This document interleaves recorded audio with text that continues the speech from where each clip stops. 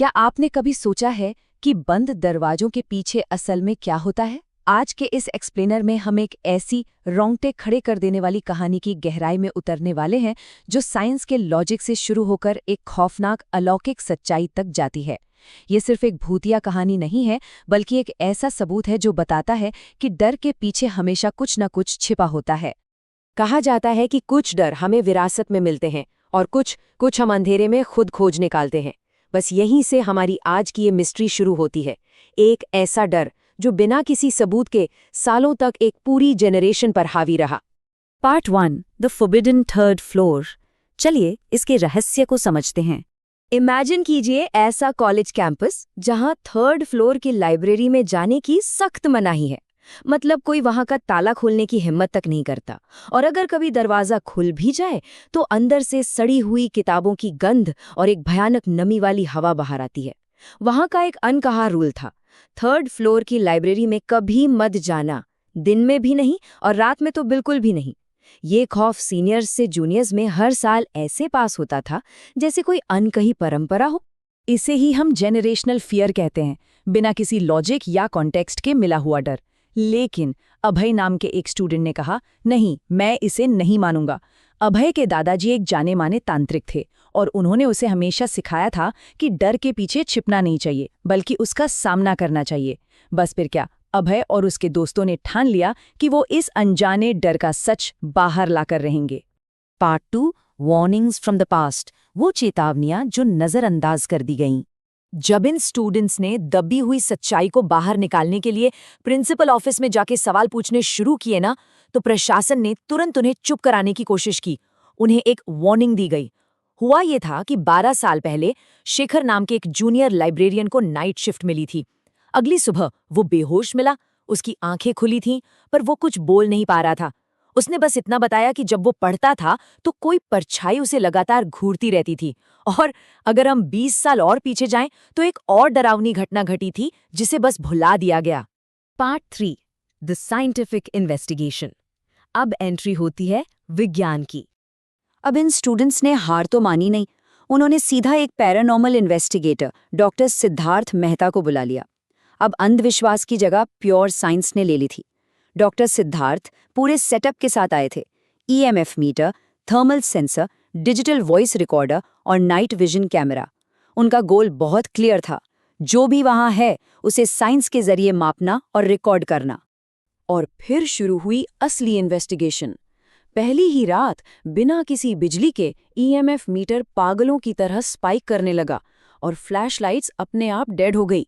दूसरी रात मामला और भयानक हो गया। शेल्फ से किताबें गिरने लगीं, फोन्स की बैटरी अचानक 100 से सीधा 0 हो गई और रिकॉर्डर में अजीब सी फुसफुसाहटें कैप्चर हुईं। और तीसरी रात तक आते आते वो अनदेखी ताकत इतनी अग्रेसिव हो गई कि भारी भारी कुर्सियां हवा में उछाली गईं। इतनी भयानक ठंड बढ़ गई कि टीम को वहां से अपनी जान बचाकर भागना पड़ा। मतलब उस एंटिटी को इन कैमरों और मशीनों की दखलंदाजी बिल्कुल बर्दाश्त नहीं हो रही थी। Part 4 the haunting escapes. अब ये खौफ सिर्फ लाइब्रेरी तक सीमित नहीं था। इस साइंटिफिक इन्वेस्टिगेशन और वो बंद दरवाजा खोलने का एक बहुत ही खौफनाक असर हुआ। जो चीज़ अब तक सिर्फ लाइब्रेरी की 4 दीवारी में कैद थी ना, वो अब आज़ाद हो चुकी थी। पूरे कैंपस में पैनिक फैल गया। हॉस्टल की खिड़कियों पर काली परछाइयां दिखने लगी, लॉक किए हुए वॉशरूम से भारी कदमों की आवाज़ें आने लगी और रात के सन्नाटे में किसी लड़की के रोने की आवाज़ें। अब ये सब कंट्रोल से पूरी तरह बाहर था। अब यहाँ सबसे ज़रूरी बात यह है, वैज्ञानिक तरीके यानी कैमरे और सेंसर्स ने इस आत्मा को सिर्फ और सिर्फ गुस्सा दिलाया। क्यों? क्योंकि वो उसे एक सब्जेक्ट की तरह ट्रीट कर रहे थे। आखिर में मजबूर होकर इन्वेस्टिगेटर्स को सत्यदेव बाबा नाम के एक पारंपरिक तांत्रिक की मदद लेनी ही पड़ी, क्योंकि उनका तरीका उसे नापना या जज करना नहीं था, बल्कि उसे समझना था। पार्ट 5 अ ट्रैजिक ट्रूथ रिवील्ड। एक ऐसी सच्चाई जो आपको सोचने पे मजबूर कर देगी। जैसे ही सत्यदेव बाबा ने उस लाइब्रेरी में कदम रखा, उन्हें तुरंत एक बात समझ आ गई। वो आत्मा डरी हुई नहीं थी, वो बेहद गुस्से में थी, आहत थी। और यहीं हमारे सामने एक बहुत बड़ा सवाल आता है। आखिर ऐसा क्या दर्द है जो किसी आत्मा को एक ही जगह पर सालों तक भटकने के लिए मजबूर कर देता है? जब बाबा ने शांति से मंत्र पढ़ने शुरू किए तो वॉइस रिकॉर्डर में एक ऐसी आवाज कैद हुई जो सच में रोंगटे खड़े कर देती है। एक इलेक्ट्रॉनिक भारी आवाज में साफ साफ सुना गया, मुझे यहाँ बांध दिया गया। ये कोई रैंडम डरावनी आवाज नहीं थी।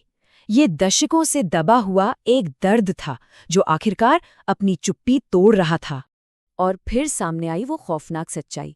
20 साल पहले एक महिला लाइब्रेरियन को एक प्रोफेसर ने अपने बचाव के लिए झूठे आरोपों में फंसा दिया था। उसकी बेरहमी से हत्या कर दी गई और उसे सुसाइड का नाम दे दिया गया। ना उसे कभी न्याय मिला और ना ही उसका सही तरीके से अंतिम संस्कार हुआ। असल में वो कोई बुरी आत्मा या डीमन नहीं थी, वो तो बस सिस्टम और हिंसा की एक बेबस शिकार थी। Part 6 the final resolution. चलिए देखते हैं कि आखिर इस भयानक कहानी का अंत कैसे हुआ। सच सामने आने के बाद ये तय था कि उसे मशीनों से नहीं बल्कि सम्मान और मुक्ति से शांत किया जा सकता है। रात के ठीक 2:30 बजे उसी लाइब्रेरी के बीचों बीच एक हवन कुंड तैयार किया गया। सत्यदेव बाबा ने पूरे आदर के साथ उस आत्मा का असली नाम पुकारा। उसे नए कपड़े और जल अर्पित किए गए और वो सारी अंतिम संस्कार की रस्में पूरी की गई जिनका हक उससे जीते जी छीन लिया गया था। और पता है उसके बाद क्या हुआ? वो ईएमएफ मीटर जो पिछले कई दिनों से पागलों की तरह बीप कर रहा था, वो एकदम शांत हो गया। लाइब्रेरी में सालों से जो एक भारीपन था, वो अजीब सी सड़ान थी, वो हमेशा हमेशा के लिए गायब हो गई। जहां मॉडर्न टेक्नोलॉजी फेल हो गई थी, वहां सहानुभूति और एक पुरानी समझ की जीत हुई। इस पूरे एक्सप्लेनेयर के अंत में एक बहुत ही गहरा सवाल हमारे सामने आता है। क्या डर वास्तव में सिर्फ एक ऐसी सच्चाई का लक्षण है जिसे कभी सुना ही नहीं गया? शायद अगली बार जब हमें अंधेरे से डर लगे तो वहां से भागने के बजाय हमें ये पूछना चाहिए कि आखिर वो अंधेरा हमसे कहना क्या चाहता है।